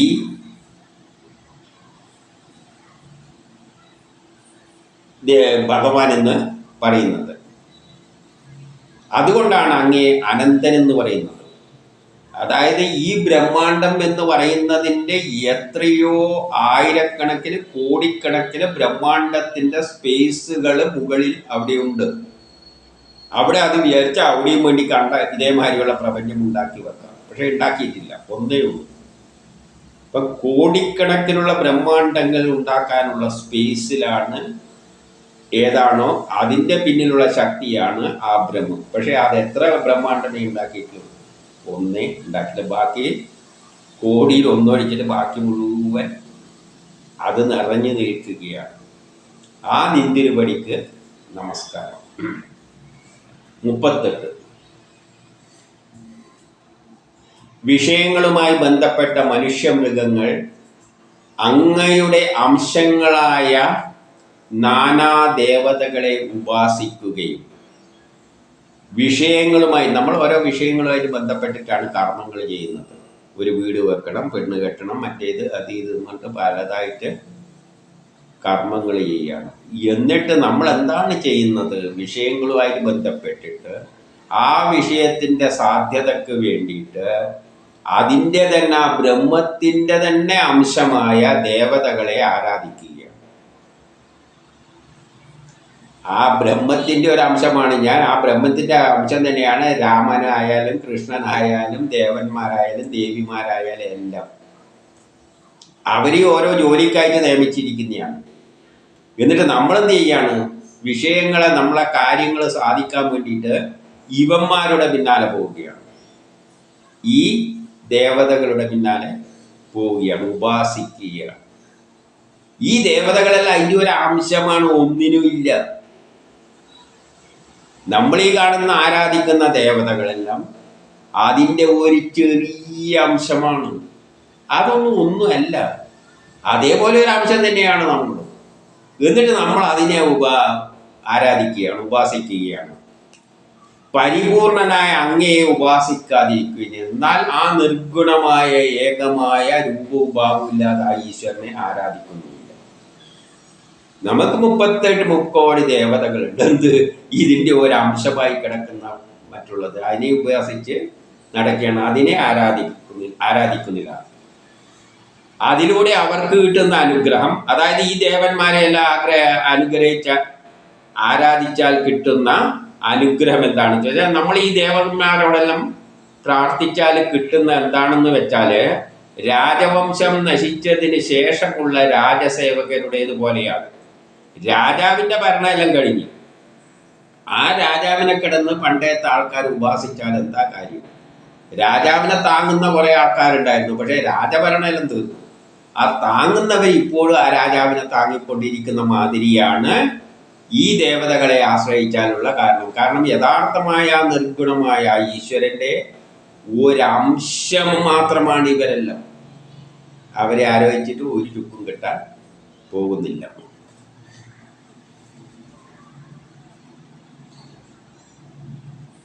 എന്നിട്ട് 39 പറയാണ്, ജ്ഞാനസ്വരൂപനും നിർഗുണനുമായ അങ്ങയിൽ അർപ്പിക്കുന്ന കാമസങ്കല്പങ്ങൾ, ഇനി അഥവാ നമ്മൾ ഈശ്വരനെ നിർഗുണമായ ആ ബ്രഹ്മത്തെ ഉപാസിക്കാമെന്ന് വെച്ചാലും, നമ്മൾ കാമസങ്കല്പങ്ങളിൽ ഉപാസിച്ചാൽ, അതായത് എനിക്കെന്തെങ്കിലും കാര്യലാഭം കിട്ടണേ എന്ന് വെച്ചിട്ട് ആ ബ്രഹ്മത്തെ ഉപാസിച്ചാൽ കിട്ടുന്ന എന്തായിരിക്കും? വറുത്ത വിത്തുകളും മുളപ്പിക്കാൻ ശ്രമിക്കുന്നത് പോലെയാണ്, ഒരു ചുക്കും കിട്ടാൻ പോകുന്നില്ല. അപ്പൊ ഈ പറയുന്ന ദേവതകളെ 38 മുക്കോടി ദേവതകളെ ആരാധിച്ചാലും ഒരു ചുക്കും കിട്ടാൻ പോകുന്നില്ല. ഇനി മറ്റേ ഇതെല്ലാം അതിൻ്റെ ഒരു അംശമാണെന്നല്ലേ പറഞ്ഞത്. എന്നാ പിന്നെ ആ ബ്രഹ്മത്തെ ആരാധിക്കാമെന്ന് വെച്ചാൽ ആരാധിച്ചോളൂ, പക്ഷേ കാമങ്ങൾ, നമ്മുടെ ആഗ്രഹങ്ങൾ സാധിക്കാൻ വേണ്ടിയാണ് നിങ്ങൾ ആരാധിക്കുന്നതെങ്കിൽ വറുത്ത വിത്ത് മുളപ്പിക്കുന്നതിന് പോലെയാണ് അത്.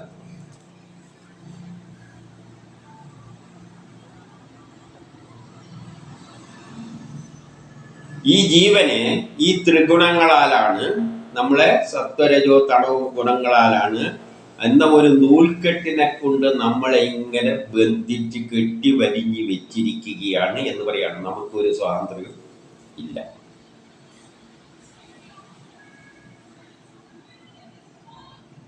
പിന്നെ 40 പറയാണ്, അല്ലയോ ഭഗവാനെ, അങ്ങന്ന് നിർദോഷവും ഭഗവത് ഭക്തി സാധുവുമായ നിഷ്കാമ മാർഗത്തെ എപ്പോൾ ആവിഷ്കരിച്ചു?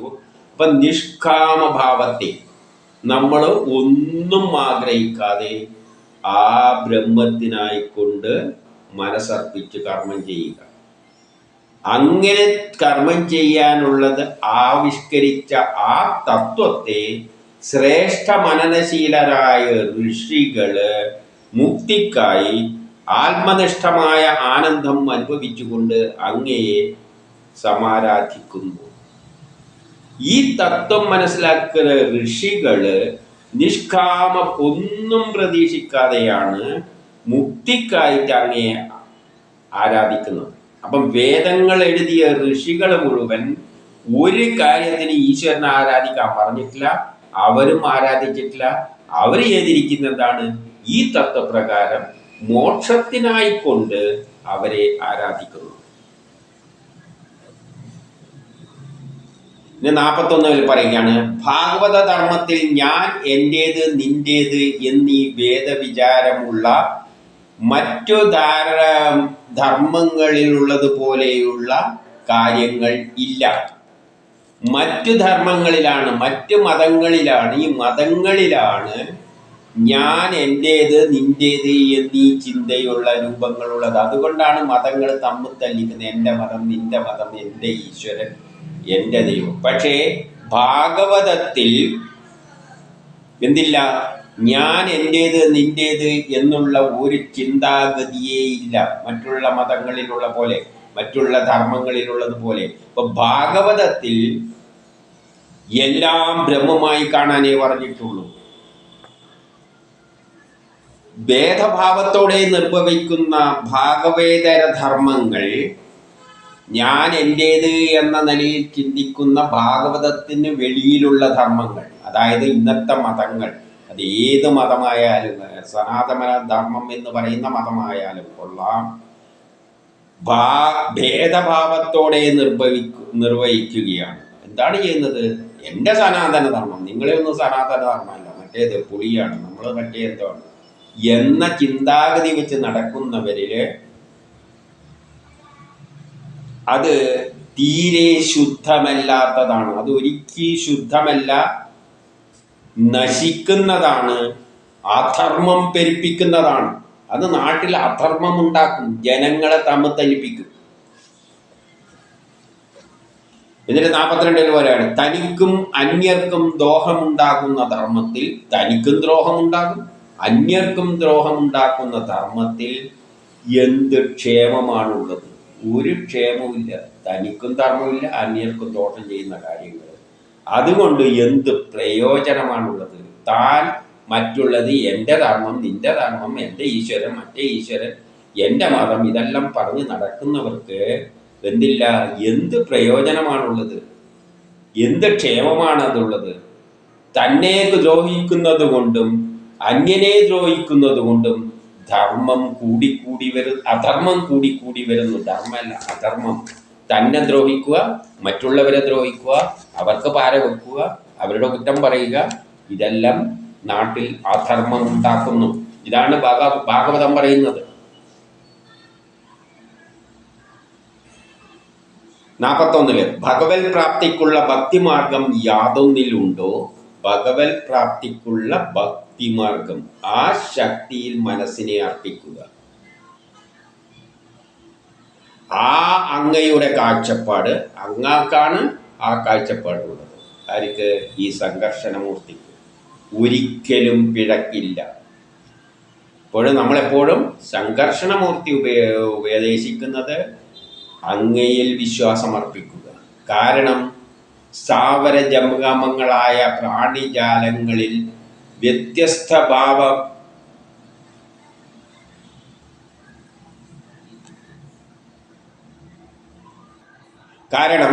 സ്ഥാവര ജംഗമങ്ങളായ പ്രാണിജാലങ്ങളിൽ വ്യത്യസ്ത ഭാവമില്ലാതെ ഈ പ്രപഞ്ചത്തിലുള്ള എല്ലാ വസ്തുക്കളെ, പട്ടിയായാലും പൂച്ചയായാലും എല്ലാത്തിലും വ്യത്യസ്ത ഭാവമില്ലാതെ വിശിഷ്ടന്മാരെ ആ ഭഗവാനെയാണ് ഉപാസിക്കുന്നത്.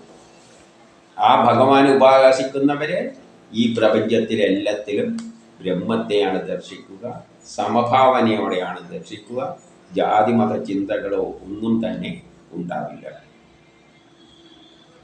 44 പറയാണ്, യാതൊരാളുടെ ഏതെങ്കിലും ഒരു നാമം ഒരിക്കൽ ഒരു ചണ്ടാളൻ കേട്ടാൽ പോലും ജനന മരണ ചക്രത്തിൽ നിന്നും മുക്തനാകും. ഏതെങ്കിലും ചണ്ടാളൻ എന്ന് പറഞ്ഞാൽ ഒരു താഴെ ആൾക്കാർ തന്നെ ഒരു ദേവന്റെ, അതായത് ഈ സംഘർഷണമൂർത്തിയുടെ നാമം ഒരിക്കൽ കേട്ടാൽ തന്നെ എന്താകും? ജനന മരണത്തിന് മുക്തിയാകും. നാമം കേൾക്കുക എന്ന് പറഞ്ഞാൽ അത് മനസ്സിലാക്കുക, ആ സത്യത്തെ മനസ്സിലാക്കുക, ഇങ്ങനെയൊരു ശക്തി ഉണ്ട്. അങ്ങനെയുള്ള കാര്യമാകുമ്പോൾ അങ്ങയുടെ ദർശനത്താൽ മനുഷ്യർക്ക് സകല പാപങ്ങളും ഇല്ലാതാകും എന്നുള്ളതിൽ ഒരു സംശയമില്ല. കാരണം ഇങ്ങേറെ ദർശനം നേടിയിട്ടുണ്ട് ആരെ? സംഘർഷണമൂർത്തിയല്ല. അതുകൊണ്ട് അങ്ങയുടെ ദർശനം കിട്ടിയ സ്ഥിതിക്ക് എന്തില്ല, പിന്നെ നമുക്ക് പാപമൊന്നുമില്ല. ആകയാൽ ഞങ്ങളിപ്പോൾ അങ്ങയുടെ ദർശനത്താൽ ഹൃദയത്തിലെ മാലിന്യങ്ങളെല്ലാം ദഹിപ്പിച്ചിരിക്കുന്നു. അങ്ങയുടെ ദർശനം കൊണ്ട് തന്നെ നമ്മളെ മനസ്സിലുള്ള മാലിന്യങ്ങളെല്ലാം പോയി. ഭഗവത് ഭക്തനായ ദേവർഷി നാരദൻ പറഞ്ഞതിൽ നിന്ന് ഭിന്നമായി ഒന്നും സംഭവിക്കില്ല. ദേവർഷി നാരദൻ ഇത് തന്നെയാണ് പറഞ്ഞത്, അത് തന്നെയാണ് സംഭവിച്ചിരിക്കുന്നത്. 46 പറയുന്ന, ലോകത്തിൽ ജനങ്ങൾ ചെയ്യുന്നതൊക്കെയും അങ്ങേക്കറിവുള്ളതാണ്. ലോകത്തിൽ ആരെന്ത് ചെയ്യുന്നുണ്ടോ അത് അങ്ങേക്കറിയാം. കാരണം അങ്ങേര് തീരുമാനിക്കുന്ന അനുസരിച്ചാണ്. അങ്ങേർക്കൊരു ജോലി ചെയ്യാൻ വേണ്ടിയിട്ടാണ് നമ്മളെ സൃഷ്ടിക്കുന്നത്, ഇത് നമ്മളെ കൊണ്ട് ചെയ്യിപ്പിക്കുന്നത്. അപ്പം നമ്മൾ ചെയ്യുന്ന ജോലിയല്ല അങ്ങേർക്കറിയാം. അത് പരമഗുരുവോട് പറയുന്നത് മിന്നാമിനുങ്ങുകൾ ലോകത്തെ പ്രകാശിപ്പിക്കാൻ ശ്രമിക്കുന്നത് പോലെയാണ്. മിന്നാമിനുങ്ങ് ലോകത്തെ പ്രകാശിപ്പിക്കാൻ, സൂര്യനെ പോലെ മിന്നാമിനുങ്ങ് ലോകത്തെ പ്രകാശിപ്പിക്കാൻ പറഞ്ഞാൽ നടക്കുന്ന കാര്യമല്ല. അതുപോലെ നമ്മൾ ചെയ്യുന്ന എല്ലാ കർമ്മങ്ങളും അങ്ങേർക്കറിയാം. പിന്നെ നമ്മൾ കയറിയിട്ട് അങ്ങോട്ടോട് ദൈവമേ എന്നെ ഇങ്ങനെ രക്ഷിക്കണേ, ഇത് ചെയ്യണേ എന്നൊന്നും പറയേണ്ട കാര്യമില്ല. കാരണം അങ്ങേക്കറിയുന്ന കാര്യമാണ്. ഇനി അങ്ങോട്ട് കയറിയിട്ട് നിലവിളിച്ച് പറയേണ്ട കാര്യമൊന്നും ഇല്ല, പറയേണ്ട കാര്യം തന്നെ ഇല്ല. എന്തിനാ പറയുന്നത് അങ്ങോട്ടേക്ക്? അങ്ങനെ ബോധം വരുത്താൻ വേണ്ടിയിട്ട് ശ്രമിക്കുക എന്ന് പറഞ്ഞാൽ ഭിന്നാമിനുങ്ങ് ലോകത്തെ പ്രകാശിക്കുന്നതിന് സമാനമാണ്. അങ്ങേരോട് പറയേണ്ട ഒരു കാര്യമില്ല. അങ്ങേർക്ക് ഇവിടെ നടക്കുന്ന എല്ലാം ഓരോ ആൾ എന്താണ് ചെയ്യുന്നതെന്ന് അങ്ങേര് തീരുമാനിച്ച മാതിരിയാണ് പോകുന്നത്. 47 സകല ലോക സൃഷ്ടിസ്ഥിതി സംഹാരം നടത്തുന്നവനും ഭേദദൃഷ്ടിയോട് കൂടിയവർക്ക് അന്ധകാരം നൽകുന്നവനും, അതായത് മനുഷ്യരെ പലതായിട്ട് തരംതിരിച്ച് കാണുന്നവർക്ക് അന്ധകാരമാണ്, അവർ അജ്ഞാനികളാണ്. നിർവികാര ആത്മകനുമായ നിന്ദുരുവടിക്ക് നമസ്കാരം. അപ്പം എല്ലാം സൃഷ്ടിസ്ഥിതി സംഹാരം എല്ലാം ചെയ്യുന്ന ആളാണ്. പക്ഷഭേദം കാണിച്ച് നടക്കുന്നവർക്ക് അജ്ഞതയുണ്ടാക്കിയിടുന്നവരാണ്. ആ നിന്ദുരുവടിക്ക് നമസ്കാരം.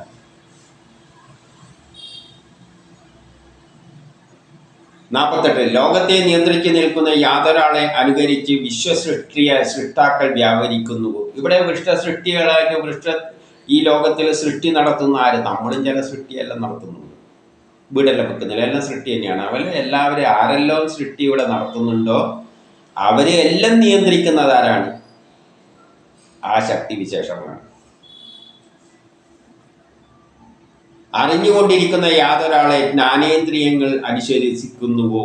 നമ്മുടെ ജ്ഞാനേന്ദ്രിയങ്ങൾ കർമ്മേന്ദ്രിയങ്ങളെല്ലാം ആരെയാണ് അനുസരിക്കുന്നത്?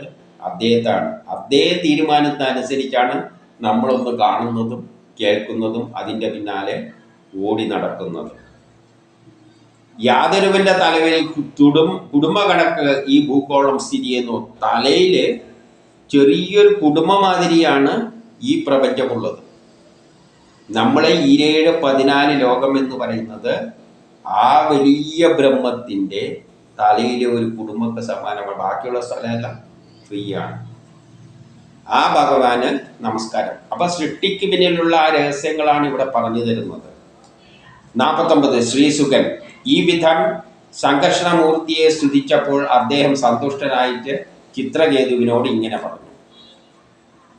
50 പറയാണ്, നാരദനും അങ്കീരസും എന്നെ പറ്റി എന്ത് ഉപദേശിച്ചോ അതുകൊണ്ടും ആ മന്ത്രവിദ്യ കൊണ്ടും എൻ്റെ ദർശനം കൊണ്ടും അങ്ങ് നല്ലൊരു സിദ്ധനായി ഭവിച്ചു. ഇതെല്ലാം കൊണ്ട് അങ്ങൊരു സിദ്ധനായി, നാരദൻ പറഞ്ഞ പ്രകാരം. സകല ചരാചരങ്ങളിലും അന്തരാമിയായ ഞാനാണുള്ളത്. അങ്ങനെ നാരദൻ പറഞ്ഞ മാതിരി തന്നെ എല്ലാത്തിൻ്റെ ഉള്ളിലുള്ളത് ഞാൻ തന്നെയാണ്. ഞാൻ തന്നെ സകലതിനെയും പ്രകാശിപ്പിക്കുന്നതും അതിൻ്റെ മൂലകാരണം. എല്ലാത്തിൻ്റെ ഉള്ളിലും ജീവാത്മാവ് ഞാനായിട്ട് പ്രകാശിക്കുന്നതെല്ലാം അത് തന്നെയാണ്. എൻ്റെ നിർമ്മാണത്തിന് എല്ലാ ഈ പ്രപഞ്ചത്തിലുള്ള എന്തിൻ്റെയും പിന്നിലുള്ള മൂലകാരണം അതാണ്. പ്രകാശത്തെ പ്രകാശിപ്പിക്കുന്ന വേദങ്ങളായാലും പരബ്രഹ്മവും ലോകത്തെ പ്രകാശിപ്പിക്കുന്ന ഏതിലാണ്? ശാസ്ത്രത്തിലൂടെ, സയൻസിലൂടെ. അത് തന്നെയാണ് വേദങ്ങൾ. ആ വേദങ്ങളും ഈ പരബ്രഹ്മവും എല്ലാം അതിൻ്റെ സ്വരൂപങ്ങൾ തന്നെയാണ്. 52 ജീവചൈതന്യത്തെ പ്രകാശിപ്പിക്കുന്നു. നമ്മളുള്ള ജീവന്റെ ചൈതന്യത്തെ പ്രകാശിക്കുന്നതും ദൃശ്യപ്രപഞ്ചത്തെ, ഈ കാണുന്ന പ്രപഞ്ചത്തെ നമ്മുടെ ജീവാത്മാവുമായി യോജിപ്പിക്കുന്നതും എല്ലാം അതിൻ്റെ കൽപ്പനകൾക്കനുസരിച്ചാണ്. അതാണ് നമ്മുടെ ചൈതന്യമായി നിൽക്കുന്നതും ഈ ചൈതന്യത്തെ ഈ പ്രപഞ്ചവുമായി ബന്ധിപ്പിച്ചിട്ട് കർമ്മത്തിലേക്ക് പ്രേരിപ്പിച്ച് മുന്നോട്ടേക്ക് കൊണ്ടുപോകുന്നത്. 53 ഉറങ്ങിയ മനുഷ്യൻ തങ്ങൾ വ്യാപകമായ ലോകത്തിനെ കാണുകയും ഉറങ്ങുന്ന മനുഷ്യന് ഈ ലോകത്തെ കാണുന്നുണ്ട്. പൂർണ്ണമായി സ്വപ്നമൊന്നും കാണാത്ത അവസ്ഥയിൽ നമ്മളുണ്ടോ? ഞാൻ എവിടെയാണുള്ളത്? ഞാൻ ഈ പ്രപഞ്ചം മുഴുവൻ വ്യാപിച്ചു കിടക്കുകയാണ്, എൻ്റെ ഉള്ളിലല്ല. അപ്പോൾ അത് ബ്രഹ്മമാണ്. നല്ല ഗാഠനിദ്രയിൽ ഞാനില്ല. അപ്പം ഈ ഞാൻ എവിടെ പോയി? പ്രപഞ്ചം മുഴുവനാണ്. അപ്പോൾ ആ ഉറക്കത്തിൽ എണീറ്റിട്ട് ഇരുന്നാലും ഞാൻ അറിയുന്നില്ല. ചിലപ്പോൾ എണീറ്റ് ഇരുന്നെന്നും വരും. നല്ല ഗാഠനിദ്രയിൽ എണീച്ചിരുന്നിട്ടും ആ ബ്രഹ്മത്തെ ധരിക്കുന്നുണ്ടല്ലോ. ഒന്നുമില്ലാതെ തന്നെ തന്നെ മാത്രം ഒരിടത്ത് സ്ഥിതി ചെയ്യുന്നതായി കരുതുകയും ചെയ്യുന്നു. എന്നിട്ട് ജാഗ്രത സ്വപ്നം അവസ്ഥയിൽ കാണുന്നത് മായയാണെന്ന് ശരിക്കറിഞ്ഞ് അപ്പോഴും നമ്മൾ എന്ത് വേണം? ഇങ്ങനെ ചിന്തിക്കണം, നമ്മൾ ഗാഠനിദ്രയിൽ ഞാനെവിടെ പോയി? അപ്പം ഈ ഉറങ്ങുക അവസ്ഥയിൽ ഞാൻ എന്തോ ഉണ്ടോ? പ്രപഞ്ചം മുഴുവൻ തന്നെയാണ് ഞാൻ. പക്ഷേ ജാഗ്രതയിലും സ്വപ്നത്തിലും നമ്മളൊരു ചെറിയ ഇതിലേക്ക് ഒതുങ്ങിപ്പോവുകയാണ്. യഥാർത്ഥത്തിൽ പ്രപഞ്ചം മുഴുവൻ നിറഞ്ഞു നിൽക്കുന്ന അതിൽ നിന്ന് നമ്മൾ ഒരു ചെറിയ സംഗതിയിലേക്ക് വരുമ്പോൾ അപ്പം ഇത് മിഥ്യയാണ് എന്ന്, ഇത് മായയുടെ ഫലമായിട്ടാണ് എന്ന് ചിന്തിച്ചുകൊണ്ട് എന്ത് ചെയ്യണം? ആ പരമാത്മാവിനെ ശരിയായി ധരിക്കണം. നമ്മൾ ഗാഠനിദ്രയിൽ നമ്മളില്ല, ഇല്ല എന്നല്ല, നമ്മൾ ഈ പ്രപഞ്ചം മുഴുവൻ വ്യാപിച്ചു കിടക്കുകയാണ് എന്ന് ധരിച്ചുകൊണ്ട് നമ്മൾ ഉണർന്നു വരുമ്പോൾ അല്ലെങ്കിൽ സ്വപ്നത്തിൽ നമ്മളൊരു ചെറിയ ലോകമായിട്ട് മാറിപ്പോവുകയാണ്. എന്തുകൊണ്ട്? മായ കൊണ്ട്. ഈ വ്യത്യാസം മനസ്സിലാക്കിയിട്ട് ആ പ്രപഞ്ചം മുഴുവൻ നിറഞ്ഞു നിൽക്കുന്നതാണ് ഞാൻ എന്ന ആ ബ്രഹ്മത്തെ മനസ്സിലാക്കുന്നത്. കുറച്ച് ചിന്തിച്ചാലേ പിടികിട്ടു. 55 നിദ്രയിലെ ജീവൻ ആത്മപ്രകാശത്താൽ എൻ്റെ ഉറക്കത്തിലെ ആ അതീന്ദ്രിയമായ സൗഖ്യത്തെ അന്നേരം അറിയുന്നുവോ? നല്ല ഗാഠനിദ്രയിലുള്ളപ്പോൾ നമുക്കൊരു നല്ല സുഖം കിട്ടുന്നുണ്ട്, ആനന്ദം. ഞാൻ നല്ലോണം ഉറങ്ങി, ഒരു സ്വപ്നവും കണ്ടില്ല, എന്ത് സുഖമായിരുന്നു എന്ന് പറയുന്ന ആ ആനന്ദരൂപം, അതാണ് ബ്രഹ്മം. ആ സർവവ്യാപിയായ ആത്മാവിനെ ഞാനായി അറിഞ്ഞുകൊള്ളണം. അപ്പം യഥാർത്ഥത്തിൽ ഞാൻ എന്നത്, അല്ലേ സംഘർഷണമൂർത്തി എന്നത്, ആ ഗാഠനിദ്രയിൽ സുഖ അവസ്ഥയിൽ നിൽക്കുന്ന ആ ഞാനാണ്. 56 ഉറക്കം, ഉണരൽ എന്നിവയെ അനുസന്ധാനം ചെയ്യുന്ന ജീവനിൽ നിന്നും യാതൊന്ന് വിട്ടുനിൽക്കുന്നുവോ ആ ജ്ഞാനം അവയിൽ നിന്നെല്ലാം അതീതമായ സർവവ്യാപിയായ ചൈതന്യമാകുന്നു. അതിനെ ആത്മാവായിട്ട് അറിഞ്ഞുകൊള്ളണം. അപ്പോൾ ഉറങ്ങുമ്പോഴും ഞെട്ടുമ്പോഴും ഒരു വലിയ വ്യത്യാസമുണ്ട്. ഉറങ്ങുമ്പോഴൊരു ശാന്തമായ ലോകം മുഴുവൻ വ്യാപിച്ചു കിടക്കുന്ന ഒന്ന്, എഴുന്നേൽക്കുമ്പോൾ ചുരുങ്ങി വരുന്നു. ഈ വ്യത്യാസത്തിൽ നിന്ന് ഞാൻ ഏതാണ്? ഇത് മായയിൽ നിന്ന് ഉണരുമ്പോൾ എന്നിൽ ഞാനെന്നൊരു ചിന്തയുണ്ടാക്കി എന്തെല്ലോ ചെയ്യിപ്പിക്കുന്നു. യഥാർത്ഥത്തിൽ ഞാൻ ആ ഉറങ്ങിക്കിടക്കുന്ന ആ സമയത്ത് പ്രപഞ്ചം മുഴുവൻ വ്യാപിച്ചു കിടക്കുന്ന ആ സത്യമാണ്, ആ സുഖനിദ്ര. അത് ചിന്തിച്ച് മനസ്സിലായിക്കൊള്ളുക. ദൃശ്യലോകവുമായി ബന്ധപ്പെടുമ്പോൾ ജീവന് പരമാത്മാവിൽ നിന്ന് ഭേദഭാവം ഉണ്ടാകുന്നു. അങ്ങനെ ഉറക്കം ഞെട്ടുമ്പോഴാണ് നമുക്ക് ഭേദഭാവങ്ങൾ ഉണ്ടാകുക. കാണുന്നതെല്ലാം പലതായിട്ട് തോന്നുന്നു. ഗാഠനിദ്രയിൽ നമ്മൾ ആ ബ്രഹ്മവുമായിട്ട് നിർഗുണമായ ബ്രഹ്മം, അതാണ് യഥാർത്ഥ ബ്രഹ്മം. ഞെട്ടുമ്പോൾ ഈ കാണുന്നേയും കേൾക്കുന്നേയും അനുസരിച്ച് ഇതെല്ലാം പലതായിട്ട്, മായയാൽ പലതായിട്ട് ഭാവഭേദമുണ്ടാകുന്നു. അതിനാലാണ് നമുക്ക് എന്തുണ്ടാകുന്നത്? സംസാര ദുഃഖം ഉണ്ടാകുന്നത്. അങ്ങനെ ഇത് വരുമ്പോൾ നമുക്ക് ദുഃഖം ഉണ്ടാകും. അത് കിട്ടിയില്ലല്ലോ, ഇത് കിട്ടിയില്ല, ഒരു മാങ്ങ കിടക്കുന്നത് അവൻ്റെ പറമ്പത്തെ മാങ്ങയാണെങ്കിലോ എന്നുള്ള എല്ലാം കയറി വരുന്നത് ഈ മായയിലകപ്പെട്ടതുകൊണ്ടാണ്. ദേഹത്തിൽ നിന്ന് മറ്റൊരു ദേഹത്തെ, അപ്പോഴാണ് ഈ ദേഹത്തിൽ നിന്ന് വേറൊരു ദേഹം ഉണ്ടാകുന്നു, ജനിക്കുന്നു, കുട്ടികൾ ജനിക്കുന്നു. മരണത്തിൽ നിന്നും വേറൊരു മരണത്തിലേക്ക് നമ്മൾ പുനർജനിക്കും. ഇനി ഇതെല്ലാം അതിൻ്റെ ഭാവമായിട്ട് ഉണ്ടാകുന്നതാണ്.